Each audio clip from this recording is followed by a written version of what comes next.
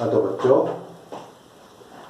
संख्या पद्धति प्रश्नावली 1.1 पिछले वीडियो में अपन ने प्रश्न संख्या 2 की पहली विधि से हम 3 और 4 के बीच में 6 संख्याएं ज्ञात की थी। अब हम जो है प्रश्न नंबर 2 का 3 और 4 के बीच में 6 प्रमेय संख्याएं ज्ञात करनी है, जो विधि नंबर 2 है। पहले अपन ने हाल में 6 + 1 7 करके 3 और 4 के बीच में संख्याओं का ज्ञात किया था, लेकिन अब इसमें जो है हम 3 और 4 को जोड़कर उसमें 2 का भाग देकर हम इस विधि से इसके बीच की संख्याओं को ज्ञात करेंगे। तो विधि नंबर 2, यदि R व S दो प्रमेय संख्याएं हैं, R का मान 3 है और S का मान 4 है, संख्या है, इनके बीच प्रमेय संख्या ज्ञात करने के लिए इस विधि में सूत्र R + S/2 का प्रयोग करते हैं। 3 और 4 के मध्य प्रमेय संख्या, सबसे पहले अपन क्या करेंगे, 3 और 4 के मध्य प्रमेय संख्या ज्ञात करेंगे। तो 3 + 4 R + S/2, 3 + 4/2 = 7/2। ये पहली संख्या अपने को प्राप्त होगी। प्राप्त जो संख्या है वो 3, 7/2 और 4, अपने को एक संख्या प्राप्त होगी। अब हम क्या करेंगे, अब हम 3 और 7/2, 3 और 7/2 के बीच की संख्या ज्ञात करेंगे कि मध्य प्रमेय संख्या 3 + 7/2, इन दोनों को जोड़ेंगे और 2 का भाग देंगे। इस प्रकार हमने ऊपर वाली संख्या में 2 का लघुत्तम लिया, जिसमें 3 दूनी 6 + 7/2 और ये 2 का बटा 1। हम जब इसको गुणा में बदलेंगे तो ये नीचे वाली संख्या बदल जाएगी और ये 1/2 हो जाएगी, तो 13/4, 13 × 13, 2 दूनी 4, ये तीसरी संख्या अपने को प्राप्त हो गई है। इसी प्रकार हम इसके बीच की संख्या प्राप्त होगी 13/4। अब हम 7/2 और 4 के बीच की संख्या ज्ञात करेंगे, 7/2 और 4 के मध्य की संख्या। इसी प्रकार 7/2 + 4 और बटे 2, तो ये ऊपर वाली संख्या में 7 + 8/2, 2 लघुत्तम आ गया, इसके बटे में 1 करेंगे तो 2 लघुत्तम आ गया और ये संख्या। इसी प्रकार इसके भी नीचे 1 करेंगे, तो ये इस प्रकार से 7 + 8/2 और 2/1, क्योंकि किसी भी प्रमेय संख्या के बटे में 1 क्यू P/Q के रूप में लिख सकते हैं। तो जब हम इसको गुणा बदलेंगे तो ये संख्या पलट जाएगी, हर का अंश बन जाएगा और अंश का हर, और 15 एकम 15, 2 दूनी 4।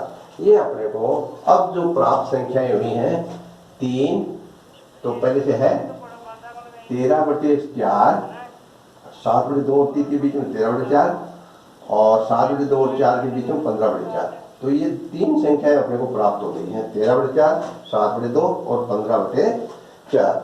अब हम आते हैं 3 और 13/4 के बीच की संख्या ज्ञात करते हैं। 3 व 13/4 के बीच प्रमेय संख्या 3 + 13/4/2, यानी R + S/2। R का मान 3 है, S का मान 13/4 है। तो इस प्रकार हमने ऊपर वाली संख्या में लघुत्तम 4 लिया, 12 + 13, और नीचे वाली संख्या को P/Q के रूप में लिखा, और फिर जब हम इसको गुणा बदला तो ये 25/8। इस प्रकार हमने 3 और 13/4 के बीच की संख्या प्राप्त की। अब 13/4 और 7/2 के बीच की संख्या, 13/4 और 7/2 के बीच की संख्या 27/8 प्राप्त की, और 7/2 और 15/4 के बीच की संख्या, 7/2 और 15/4 के बीच की प्रमेय संख्या हमने प्राप्त की 29/8। ये इस प्रक्रिया जो ऊपर की प्रक्रिया की वैसे की वैसे इसमें वही P/Q के रूप में लिखा, वही गुणा में बदला, वही 29/8। इस प्रकार से अपने को 1, 2, 3, 4, 5, 6 संख्याएं प्राप्त हो गई हैं। हम जो संख्याएं प्राप्त हुई हैं वो हैं, 3 तो दी हुई है 25/8, 13/4, 27/8, 7/2, 29/8, 15/4 और 4 दी हुई थी। तो अपने को जो 6 संख्याएं हैं वो 25/8, 13/4, 27/8, 7/2, 29/8 और 15/4, इस प्रकार से 6 संख्याएं प्राप्त हुई है। और ये दूसरी विधि है। प्रथम विधि में आपने इसका तरीका अलग बताया था। अब हम जो है इसका अगला प्रश्न हल करेंगे, प्रश्नावली 1.1 का तीसरा प्रश्न।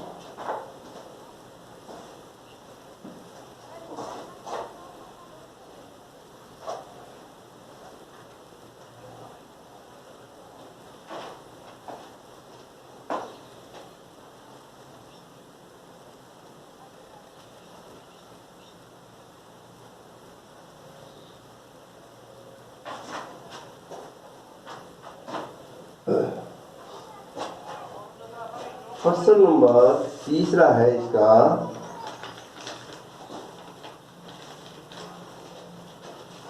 Question number 3। प्रश्न नंबर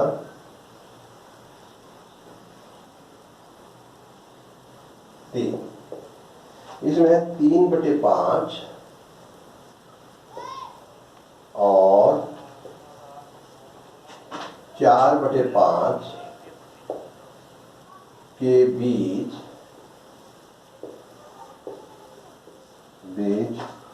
5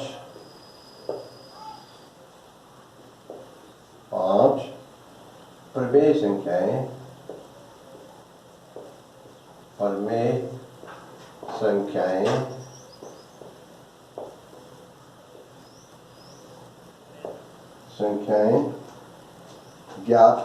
ज्ञात करो।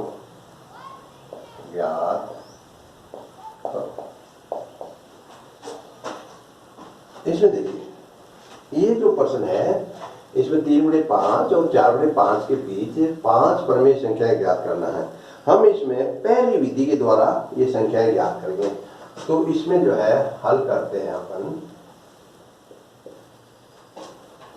3/5 और 4/5 के बीच 5 प्रमेय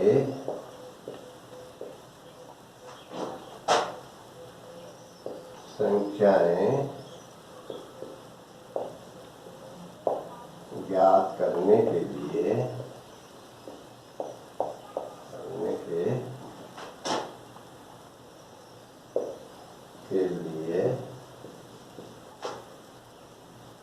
हर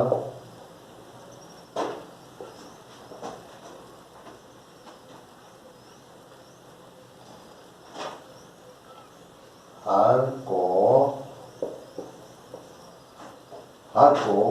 5+1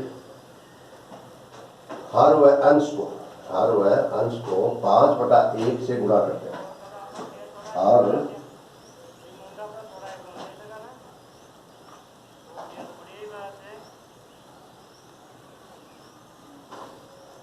हर व अंश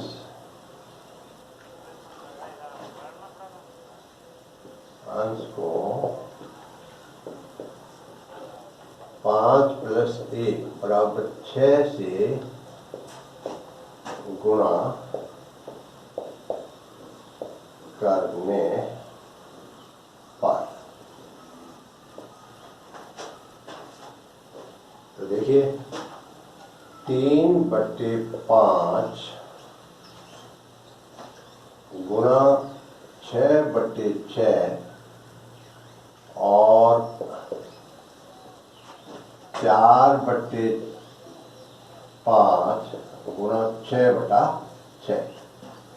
इस प्रकार से हमने 3/5 के साथ 6/6 से गुणा किया और 4/5 के साथ भी 6/6 से गुणा किया, या 18/30 व 24/30। हमने इसको इससे गुणा किया, 18/30 प्राप्त हुआ। अंश को अंश से गुणा किया, 6×18, 5×30, 6×24 और 5×30। हमको जो है ये संख्या प्राप्त हो गई है। अब हम इसके बीच की 5 संख्याएं लिख सकते हैं। पहली संख्या है 18/30 जो दी हुई है, जो दी हुई है, हमने इसी को 18/30 लिया। अगली संख्या है 19/30, 20/30, 21/30, 22/30, 23/30 और 24/30। अब ये देखिए कितनी संख्याएं होगी, 1 2 3 4 5, 5 संख्याएं प्राप्त होगी। हम इसको किस तरह से लिखेंगे, हम इसको लिखेंगे 3/5, क्योंकि हमने 3/5 को ही 18/30 लिखा था, इसलिए 19/30 इसको भी काट देंगे 2/3, 10 से कट गया, 10 से ऊपर नीचे कट गया, क्योंकि इसको सरल प्रमेय संख्या में बदलना है। सरल में बदला 2/3, ये 7/10। ये देखिए इसको भी सरल प्रमेय संख्या बदला, 7 × 21, 3 × 7 21 और 3 × 2 30। इसको भी सरल प्रमेय संख्या में बदलना है, 11/15। और फिर जो है इसको 23/30 ही रहेगा, और ये जो है ये 4/5 हो जाएगा, क्योंकि इसको भी सरल में बदलना है। तो ये संख्या अपने को दी हुई है, अपने ज्ञात किसको किया, आता है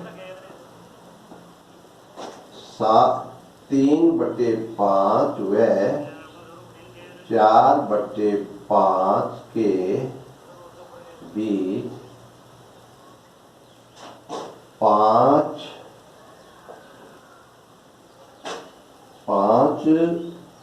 प्रमेय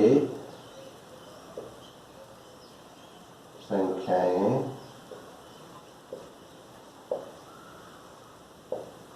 निम्न प्रकार है।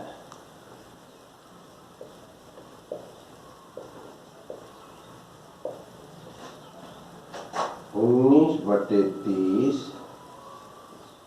2/3, 7/10, 11/15, 23/30, ये है 5 संख्याएं। यूं तो इन दोनों संख्याओं के बीच में अनंत प्रमेय संख्या होती हैं, लेकिन अपने जो प्राप्त की है वो 5 संख्या है, ये है, और यही अपना उत्तर। तुम्हारा उत्तर अगर और तरीके से करोगे तो दूसरा भी आ सकता है। अगला प्रश्न, अगला है चौथा प्रश्न।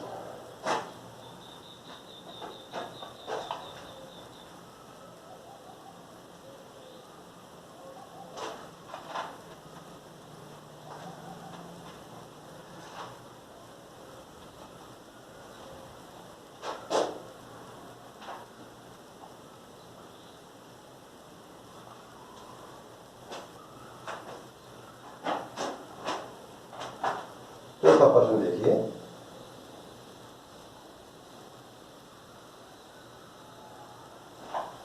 चौथा प्रश्न है इसी का चौथा प्रश्न, प्रश्न नंबर 4। नीचे दिए गए कथन सत्य हैं, नीचे दिए गए कथन सत्य हैं अथवा या असत्य या असत्य।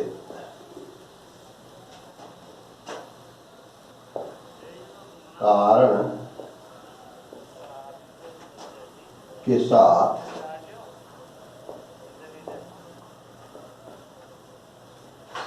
अपने उत्तर दीजिए।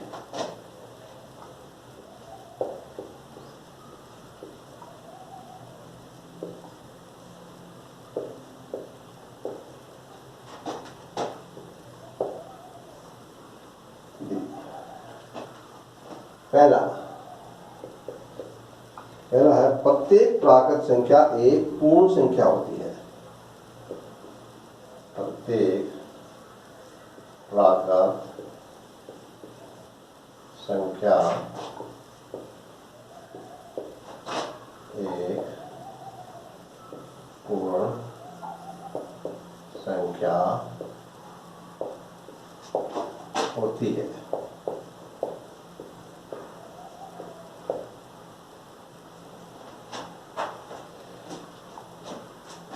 पहले इसी को हल कर लेते हैं। हल देखिए,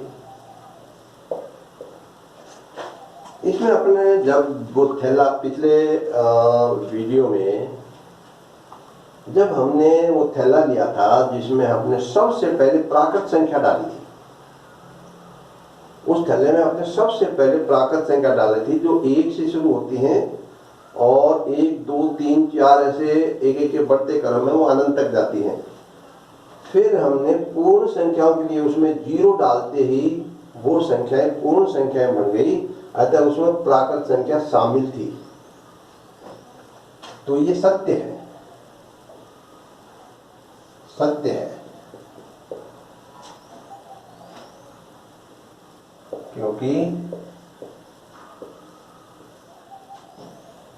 क्योंकि पूर्ण संख्या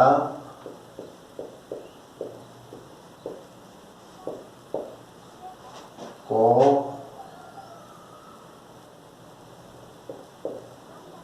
W 0 1 2 3 4 लिखते हैं।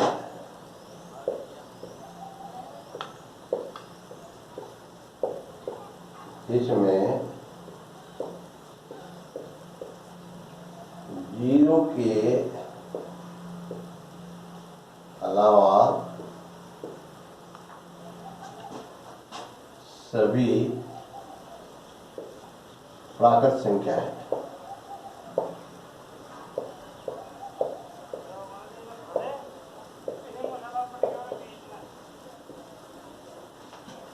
ये देखिए, क्योंकि पूर्ण संख्या को W बराबर 0 1 2 3 4 लिखते हैं, जिसमें 0 के अलावा सभी प्राकृत संख्याएं हैं, अतः ये सत्य है, अतः ये सत्य है। दूसरा, इसमें दूसरा जो प्रश्न है वो है सेकंड, प्रत्येक पूर्णांक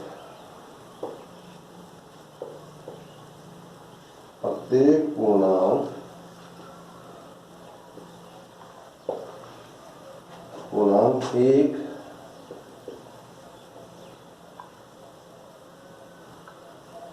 पूर्ण संख्या होती है।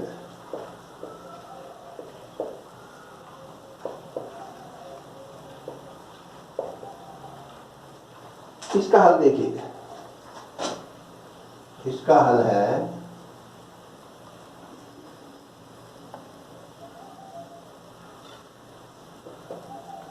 ये पर्सन है,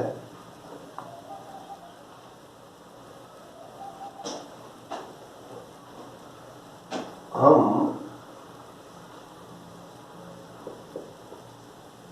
पूर्णांकों को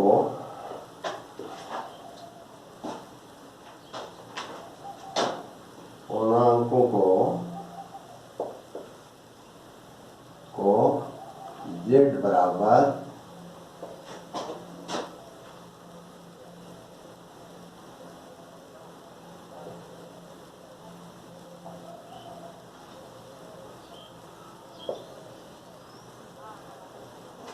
लिखते हैं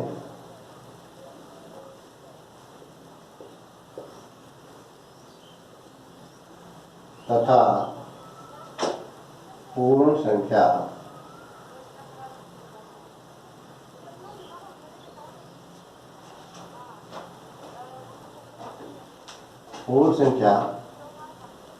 W बराबर 0 1 2 3 लिखते हैं लिखते हैं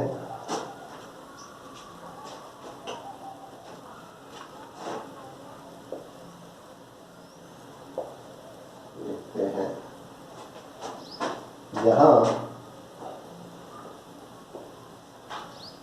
-3 -2 -1 पूर्णांक तो है, मगर पूर्ण संख्या नहीं है, पूर्ण संख्या नहीं है। अतः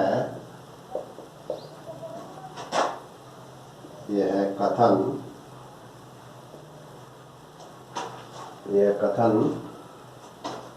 असत्य है, यह कथन असत्य है। यहाँ जो है पूर्णांक जो है वो लिखते हैं अनंत से आते हैं। जो जितनी भी ऋणात्मक संख्याएं हैं अनंत तक वो 0, फिर उसके बाद में धनात्मक अनंत तक, ये पूर्ण संख्या पूर्णांक कहलाते हैं। इसमें जो पूर्ण संख्या है वो सिर्फ 0, 1, 2, 3 ये लिखते हैं। इसमें जो है ये -3 है या -4 है, -5 है, -2, -1, ये सब जो है ये पूर्णांक तो है मगर ये पूर्ण संख्या नहीं है। अतः ये कथन असत्य है। अगला जो प्रश्न है वो है प्रत्येक परिमेय संख्या एक पूर्ण संख्या होती है। प्रत्येक परिमेय संख्या पूर्ण संख्या होती है, पूर्ण संख्या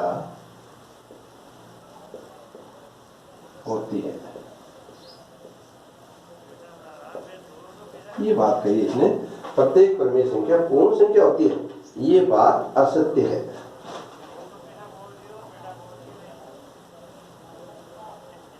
असत्य है।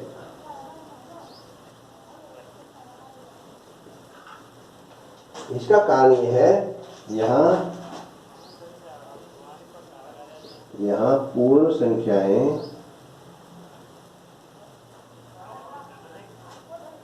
यहाँ 1/2, -1/2, 3/4 आदि परिमेय संख्याएं हैं। परिमेय संख्याएं हैं, जबकि ये पूर्ण संख्याएं नहीं है। संख्याएं नहीं है क्योंकि पूर्ण संख्याएं 0 से शुरू होती हैं और अनंत तक जाती हैं, लेकिन परिमेय संख्याओं में 0 भी शामिल होता है, 1, 2, 3 भी शामिल होता है, धनात्मक जितनी भी संख्याएं हैं ये सब शामिल हैं, ऋणात्मक संख्याएं भी शामिल होती हैं, अपरिमेय संख्याएं भी शामिल होती हैं, परिमेय संख्याओं में भिन्न संख्याएं भी शामिल होती हैं। तो ये जो भिन्न संख्याएं हैं ये संख्याएं जो है ये पूर्ण संख्याएं नहीं है। इस प्रकार अपन आगे चलते हैं। जब हमने कल कुछ प्रश्न तय किए थे, अपने एक थैला लिया था जिसमें अपने प्राकृत संख्या डाली थी, उसमें फिर हमने 0 मिला करके पूर्ण संख्याएं डाली थी। जो संख्या अपने प्राकृत डाली थी उसके साथ 0 भी उस थैले में डाल दिया था, वो पूर्ण संख्याएं बनी थी। फिर हमने उसके अंदर जो है ऋणात्मक संख्याएं भी डाली थी, वो पूर्णांक संख्याएं बन गई थी, जेड से अपने उसको लिखा था। फिर उसके बाद में हमने उसमें भिन्न संख्याएं भी डाली थी जो ऋणात्मक और धनात्मक दोनों थी। उस प्रकार वो जो है परिमेय संख्याएं बन गई थी। लेकिन जब हम संख्या रेखा पर गमन करते हैं तो उसमें कुछ संख्याएं ऐसी भी हैं जो छूट गई हैं। उन संख्याओं को भी उस थैले में डालना है। वो किस प्रकार से आगे देखते हैं।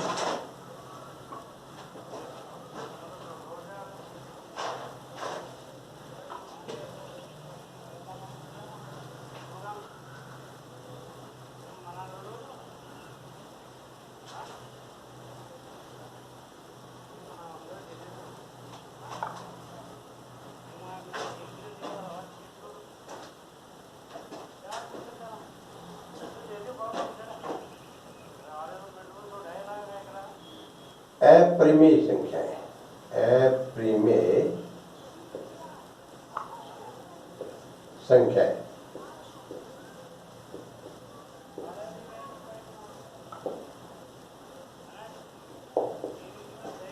अपरिमेय संख्याएं, ये जो अपरिमेय संख्याएं हैं ये क्या होती हैं? क्योंकि हम जब संख्या रेखा पर गमन कर रहे थे और हम जिस थैले में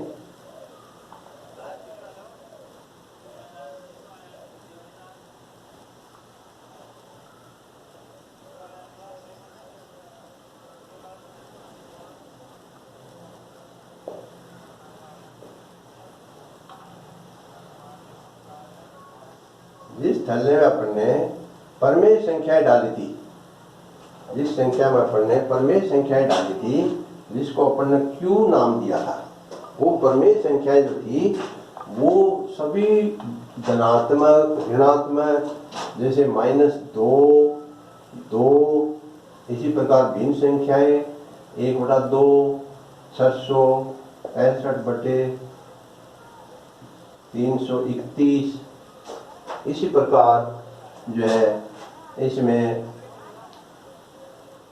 भिन्न संख्याएं भी आ गई, ऋणात्मक 0 भी आ गया उसमें, है, और अन्य प्रकार की भिन्न संख्याएं भी आ गई, मिश्र भिन्न भी आ गई उसमें, सभी तरह की संख्याएं अपन डालते आए थे।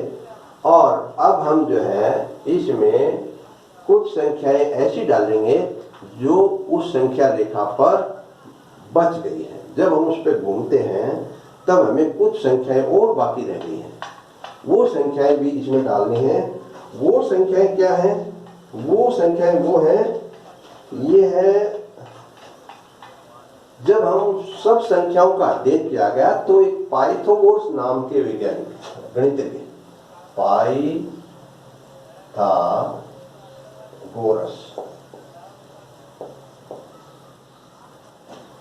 नाम के गणितज्ञ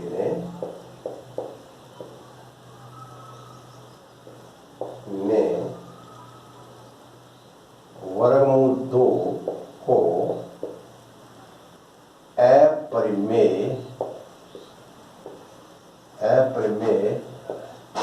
संख्या के रूप में पाया,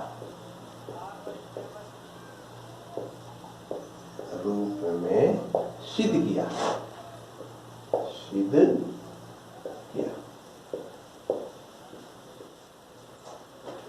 इसको कैसे सिद्ध किया? क्योंकि उसने देखा कि जब हम वर्गमूल 2 का मान निकालते हैं तो उसका जो दशमलव है वो अनवसानी है, लेकिन अनावर्ती भी है। अनवसानी है और अनावर्ती भी है। अनावर्ती मतलब उसमें कोई किसी प्रकार की आवर्ती नहीं है। जैसे हम 10 में 3 का भाग देंगे तो 3.33333 आता रहेगा, तो इसमें एक आवर्ती है 3. इसी प्रकार 20 में 6 का भाग देंगे तो 3.333 आता रहेगा। इस प्रकार से उसमें एक आवर्ती आती है, लेकिन इसमें किसी प्रकार की कोई आवर्ती नहीं आती है। इस पर 10 में जैसे 9 का भाग देंगे तो 1.1111 वो चलता रहेगा, तो उसमें क्या है? आवर्ती है। तो इस प्रकार से ये अपरिमेय संख्याएं कहलाती है। तो हम अपरिमेय संख्याओं किससे कहते हैं? इसकी परिभाषा देखिए। इसकी परिभाषा परिमेय संख्याओं के विपरीत जाती है। कैसे? ऐसी संख्या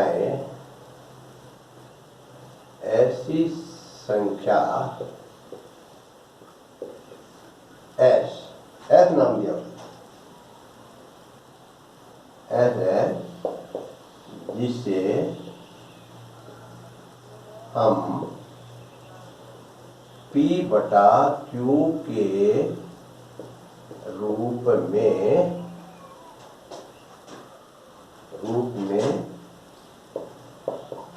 व्यक्त नहीं कर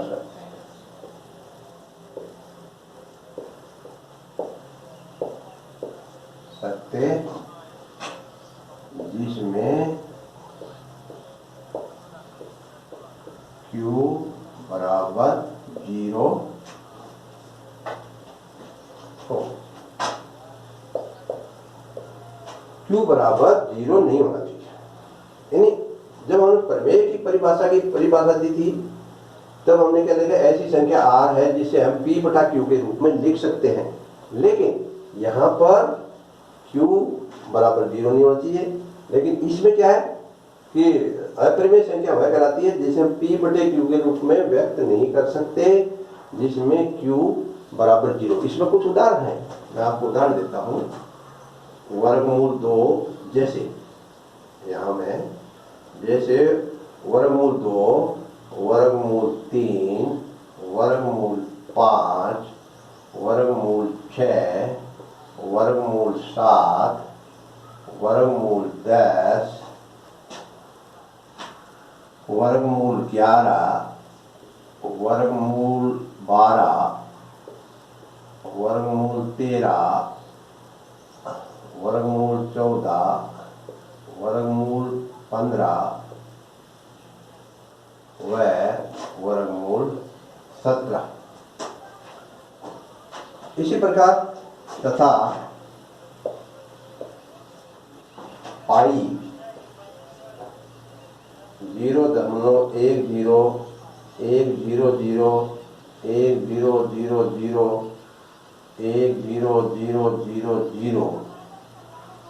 एवं 0.10110 1110 ये भी सब अप्रमेय संख्याएं कहलाती हैं।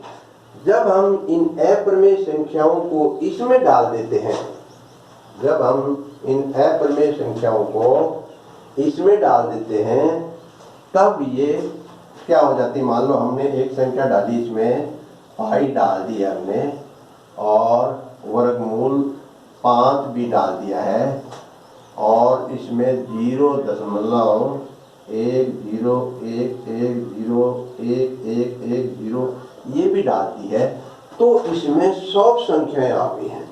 अब उस संख्या रेखा पर कोई भी ऐसी संख्या नहीं बची है जो इसमें डालने से रह गई हो। तो अपन ने देखिए, अपन ने प्राकृत संख्या रख दी है, सभी प्राकृत संख्या इसमें रख दी हैं।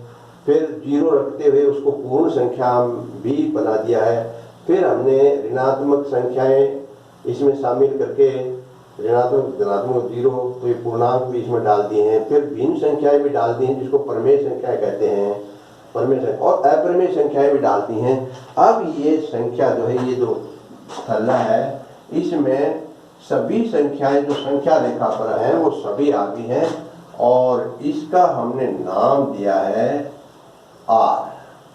इसका मतलब ये वास्तविक संख्याएं हैं जो इस थैले में है, इसके अलावा कोई भी संख्या शेष नहीं बची है संख्या रेखा पर। तो हम इसको क्या लिखेंगे, अतः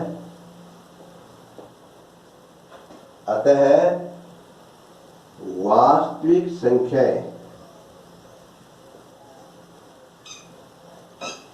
अतः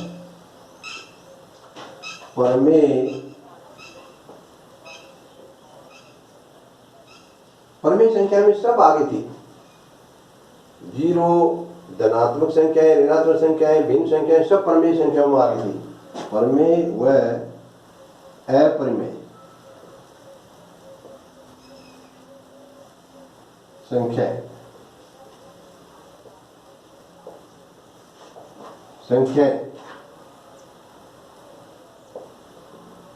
मिलकर वास्तविक संख्या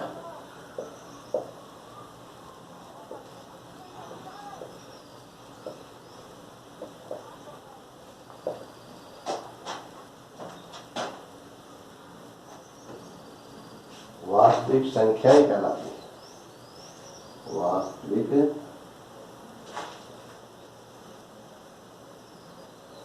संख्याएं कहलाती है।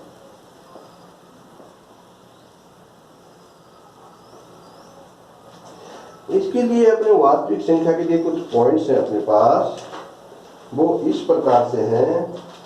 अतः हम कह सकते हैं, हम कह सकते हैं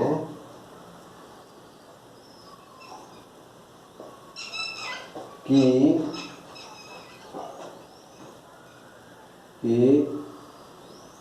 प्रत्येक वास्तविक संख्या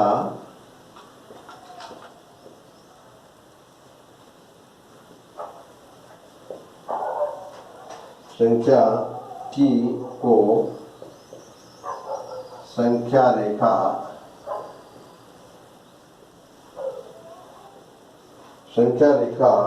के एक अद्वितीय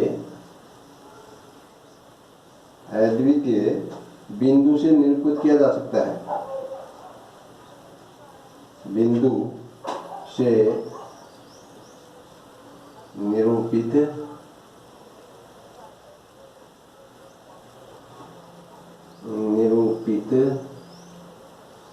किया जा सकता है।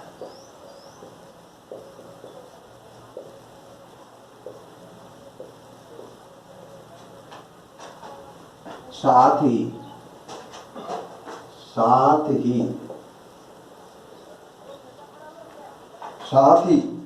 संख्या रेखा का प्रत्येक बिंदु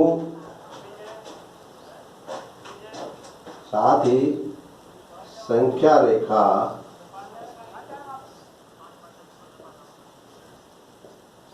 का प्रत्येक बिंदु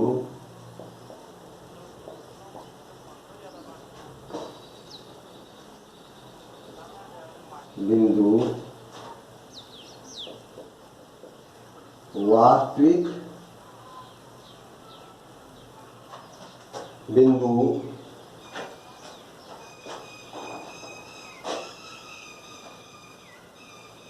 एक अद्वितीय रूप से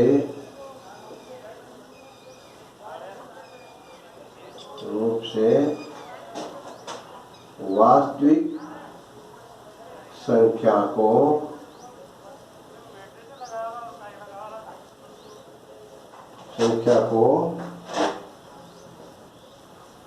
निरूपित करता है। इसका कहने का मतलब यह है कि संख्या रेखा पर जितने बिंदु हैं उसमें प्रत्येक बिंदु पे सिर्फ वास्तविक संख्या है या जितनी भी वास्तविक संख्या है सभी को संख्या रेखा पर अद्वितीय रूप से निरूपित किया जा सकता है। धन्यवाद।